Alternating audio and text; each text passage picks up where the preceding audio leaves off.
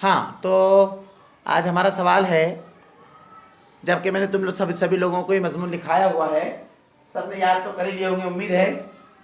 एक नमूने के तौर पर ये सवाल किया जाता है तुम लोगों से। अर्शिया इसका जवाब दे रही है हमारे सामने। सवाल यह है कि साफ सुथरा भारत, इस उन्वान पर जो मजमून आपने याद किया है वो मजमून बयान कीजिए। गंदगी इंसान की फितरत है। अपनी ज़रूरत की चीज़ें इस्तेमाल करके बेकार अज्जा को फेंक देना इंसान की आदत है, लेकिन उन बेकार अज्जा को सही जगह फेंकना ये अच्छी आदत है।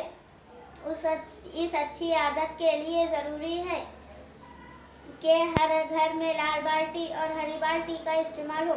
गीला कचरा जैसे सब्जियों, फलों वगैरह के बेकार अज्जा हरी बाल्टी में डालें और सूखा कचरा मतलब कागज़, प्लास्टिक, बेकार कपड़ों के छितड़े, झाड़ झूड़ का कचरा वगैरह ये सब लाल बाल्टी में डालें और फिर उसे गांव से बाहर फेंकें। अपने घर, मोहल्ले, गांव, शहर, मुल्क को साफ रखना हम सबकी जिम्मेदारी है। हमारा भारत साफ सुथरा भारत।